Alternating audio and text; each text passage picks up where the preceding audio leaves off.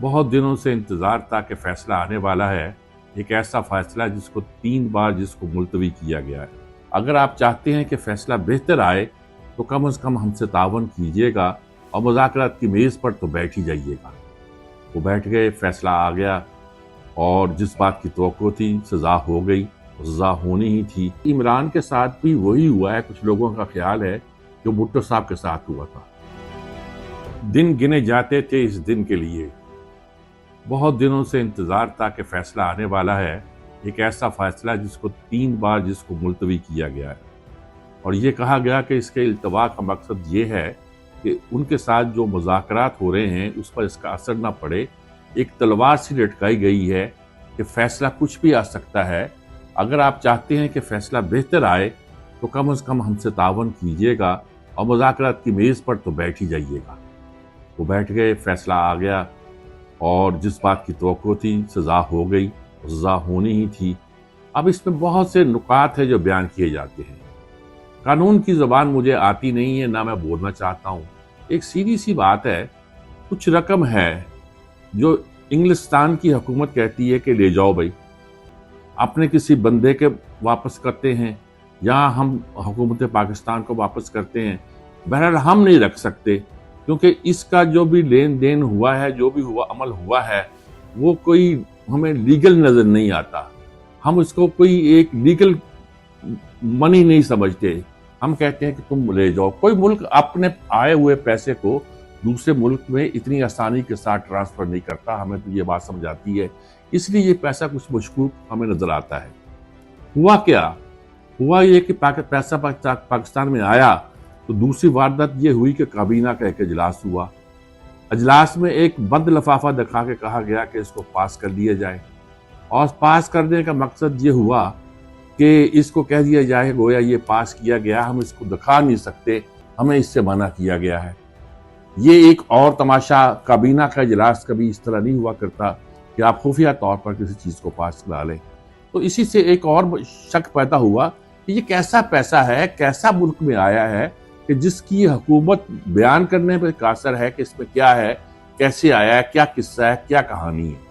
बहरहाल मालूम हुआ कि जो पैसा हुकूमत पाकिस्तान के पास आना चाहिए था वो हमारे सुप्रीम कोर्ट में एडजस्ट कर दिया गया है उस आदमी के जुर्माने के खाते में जिसके बारे में ये कहा गया था कि इसने मनी लॉन्ड्रिंग की है।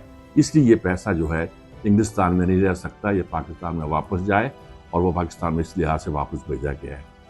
अब ये सारी कहानी बयान करने वाले मुशगाफियाँ भी करते थे कि out of the court settlement हुई थी और ये कि ये पैसा जो है इसमें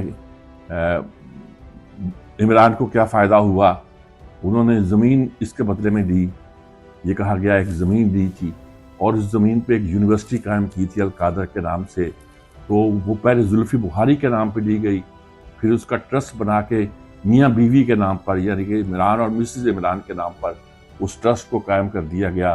तो इसका मकसद क्या था? तो ये सारी कहानियाँ बयान की कि फिर कहा गया कि वो उसके बेनिफिशरी तो है नहीं, उसकी आमदनी तो होगी नहीं। देखिए, बेनिफिशरी नहीं होता आदमी किसी ट्रस्ट का या किसी इदारे का चेयरमैन हो जाए, एजाज़ी मुकर्रर कर दिया जाता है जब आदमी को किसी ओहदे पर, तो उसके और बहुत से फ़वायद होते हैं जिन्हें यहाँ बयान करने की ज़रूरत नहीं है। लेकिन वो बहरहाल एक ट्रस्ट बना जो उनके नाम पे, उनकी बीवी के नाम पे, और उसकी ज़मीन उस शख्स ने उनको दी जिस शख्स का पैसे इन्होंने एडजस्ट उसके जुर्माने के नाम पे किया था। और काबीना के इजलास में लोगों ने एतराज़ भी किया था कि ये क्या पैसा आया, कैसे आया, क्यों आया, कैसे क्यों हमारे सामने आया। तो इस पूरी सूरत हाल पर इस बात की पूरी तवक्को की जाती थी, यानी कि इसके साथ भी, इमरान के साथ भी वही हुआ है, कुछ लोगों का ख्याल है, जो भुट्टो साहब के साथ हुआ था। भुट्टो का मुकदमा जब अख्तियार ने लड़ा था तो लोगों ने कहा था कि वो मेरिट पर तरीके से अगर मुकदमा लड़ते तो उसको सियासी ना बनाते तो भुट्टो को सज़ा होना आसान काम नहीं था। इस तरह इसके बारे में कहा जाता है कि अगर इसको सियासी मुकदमा ना बनाते, सिर्फ ये ना कहते कि इंतकाम लिया जा रहा है या ये कि सियासी केस है, ये कहने की बजाय इस पर मेरिट पर डिस्कस करते तो शायद मुकदमे का फैसला डिफरेंट आ सकता था। लेकिन वो किया नहीं गया। वो वकील भी सियासत पर लगे रहे और नतीजा क्या निकला कि फैसला वही आया जो बिल्कुल नज़र आता था کہ پیسہ تھا، پیسہ کے بدلے میں زمین دی گئی، پیسے کے بدلے میں کابینہ سے غلط طریقے سے اپروول کرائی گئی، اور پیسہ جہاں حکومت پاکستان کو آنا تھا اس کی بجائے ایک شخص کے جرمانے میں ایڈجسٹ کر دیا گیا۔ سارے حقائق تھے یہ موجود، جس کی وجہ سے لگتا تھا کہ اس کو جرمانہ ہو ہی جائے گا، سزا ہو ہی جائے گی۔ القادر جی وہاں تو سیرت پڑھائی جاتی تھی، کچھ کیا جاتا تھا۔ اچھا القادر نام رکھا کیوں گیا؟ نام تو اس لیے ہے کہ بشریٰ بی بی کو کچھ روحانیت کا شوق ہے، اور شاید سید عبد القادر جیلانی کے نام پر انہوں نے القادر رکھا، لیکن القادر تو اللہ کا نام بھی ہے، تو گویا انہوں نے ایک مقدس ترین نام جو یہاں معروف ہے اس کے نام پہ اس کے نام کو رکھا ہے۔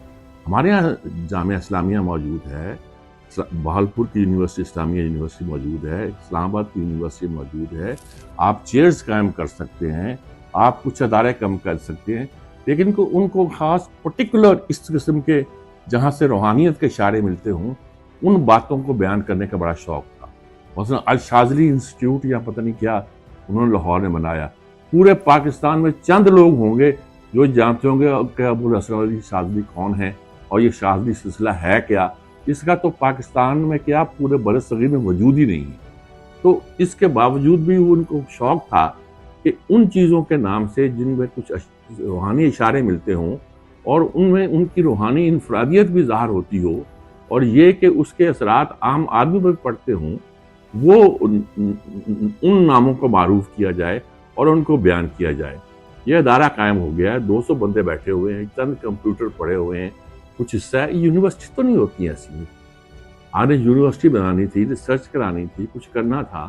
اچھا لازمی ہے کہ اس کے ٹرسٹی آپ ہی ہو، آپ اس کے 4 6 10 بندے ملک میں تو ہوں گے نا جی، بڑے لوگ جن کو اس کا ٹرسٹی بناتے اور وہ بیٹھ کے اس کو چلاتے اور کام کرتے۔ فائدہ آپ کو پہنچا، فائدہ تو نہیں پہنچا، آپ نے ایک ٹرسٹ بنا لیا ہے، کل کو وہ کیسے بھی استعمال ہو سکتا ہے، کیسے بھی اس کے فائدے اٹھائے جا سکتے ہیں، تو کچھ نہیں جانتا۔